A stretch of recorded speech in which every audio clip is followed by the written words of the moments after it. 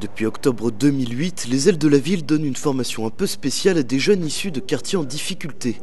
En collaboration avec le musée de l'air et de l'espace du Bourget et le conseil général de Seine-Saint-Denis, cette opération vise à apprendre différents métiers à 30 stagiaires à travers la restauration d'un hydravion Bermuda et la construction d'un ULM biplace.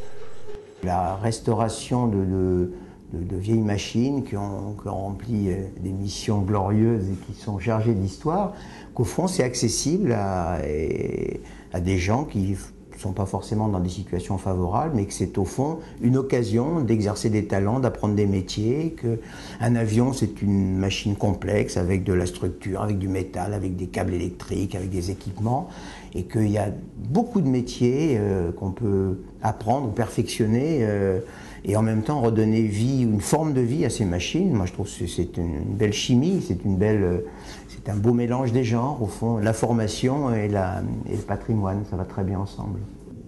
Pendant 9 mois, ces stagiaires auront une formation complète avec une partie théorique et une autre en atelier pour confectionner les nouvelles pièces qui serviront à réparer l'extérieur, mais aussi l'intérieur du Bermuda.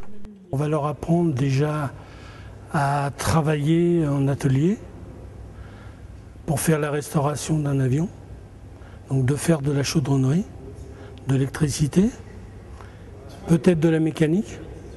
Donc on va essayer de leur apporter tout ça, à l'aide bien sûr de formateurs extérieurs, dans des métiers plus pointus.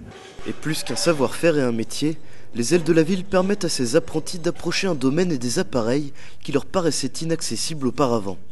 J'habitais le Blanc-Ménil en face de l'aéroport, donc les avions ça a toujours été un spectacle permanent pour moi, les voir décoller, atterrir, les salons régulièrement tous les 2 ans. Je traînais dans l'aéroport pour entendre les vols départ sur New York et tout, enfin ça me faisait assez rêver tout ça. Et puis voilà, et puis c'est mon chargé d'insertion qui m'a parlé des ailes de la ville, alors tout de suite j'ai postulé et j'ai rencontré monsieur Richard Wardai qui m'a pris. Il faudra tout de même entre 8 et 10 ans pour terminer de restaurer le Bermuda.